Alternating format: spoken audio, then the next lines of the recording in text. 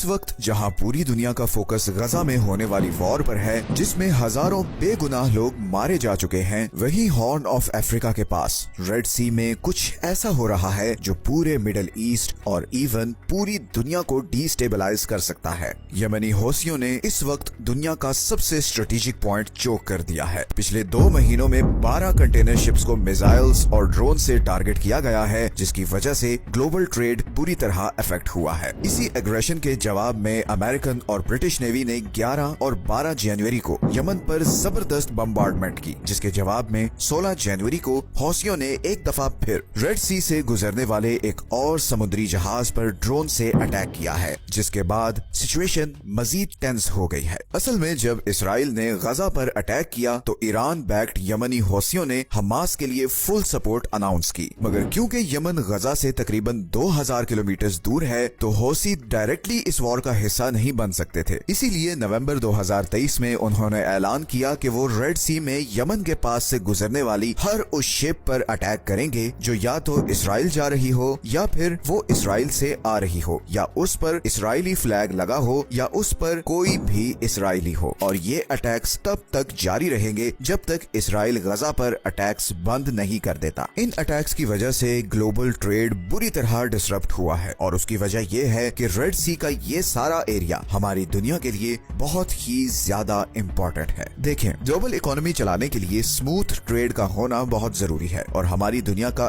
80% trade समुद्रों के जरिए होता है और इन्हीं समुद्रों में से एक ये रेड सी है जो 21वीं सदी का सबसे हॉट और डेंजरस जियोपॉलिटिकल एरिया है, क्योंकि यहाँ पे 2 चोक पॉइंट्स हैं। एक ये इजिप्ट के पास सुएज कैनाल है और दूसरा ये यमन के पास बाब अल मंदेब स्ट्रेट है। 28 किलोमीटर की ये पतली सी जगह जहाँ पर मिडिल ईस्ट और एशिया से आने वाले समुद्री जहाज इंडियन ओशन को क्रॉस करते हुए रेड सी में एंटर होते हैं और फिर सुएज कैनाल को क्रॉस करके मेडिटेरेनियन सी में निकल जाते हैं और वहाँ से फिर वो यूरोप और अमेरिका तक पहुँचते हैं। तो बेसिकली एशिया और मिडिल ईस्ट को यूरोप से कनेक्ट करने का ये सबसे शॉर्टेस्ट रूट है। पूरी दुनिया की 10% ऑयल और 6% नेचुरल गैस की सप्लाई इसी 28 किलोमीटर के चोक पॉइंट से गुजरती है और ये सारी गैस और ऑयल इधर पर्शियन गल्फ कंट्री से स्ट्रेट ऑफ हॉर्मोज क्रॉस करके आती है। 2022 के स्टैटिस्टिक्स के मुताबिक पूरे यूरोप की 20% ऑयल इंपोर्ट और 24% गैस इंपोर्ट इसी बाब अल मंदेब स्ट्रेट से गुजरती है। और सिर्फ ऑयल और गैस ही नहीं बल्कि एशिया और यूरोप का सारा ट्रेड भी इसी रास्ते से कनेक्टेड है। चाइना की 30% मैन्युफैक्चरिंग एक्सपोर्ट्स इसी बाब अल मंदेब स्ट्रेट से होते हुए यूरोप और नॉर्थ अमेरिका को जाती है। तो अगर ये रूट किसी भी वजह से ब्लॉक हो जाए तो ग्लोबल इकोनॉमी कोलैप्स कर सकती है, क्योंकि इसका ऑल्टरनेट सिर्फ एक और रूट है और वो है पूरे अफ्रीकन कॉन्टिनेंट को क्रॉस करके। सुएज कैनाल के बनाने से पहले कंटेनर शिप्स यही रूट यूज करती थी, मगर ये रूट सुएज कैनाल वाले रूट से 7400 किलोमीटर लंबा है, जिसकी वजह से एक्स्ट्रा फ्यूल कॉस्ट आती है और इसीलिए यमनी हौसियों के अटैक के बाद इन शिपिंग कंपनीज को मिलियंस ऑफ डॉलर्स का नुकसान हो रहा है। अभी तक हौसियों ने यहाँ पर मिसाइल्स और ड्रोन से एटलीस्ट 13 कमर्शियल शिप्स को टारगेट किया है, जिसकी वजह से दुनिया की 5 बड़ी कंटेनर शिपिंग कंपनीज ने रेड सी के थ्रू अपने ऑपरेशंस बंद कर दिए हैं। इनमें डेनमार्क की मर्स्क लाइन, फ्रांस की CMA CGM, जर्मनी की हैपग, लॉयड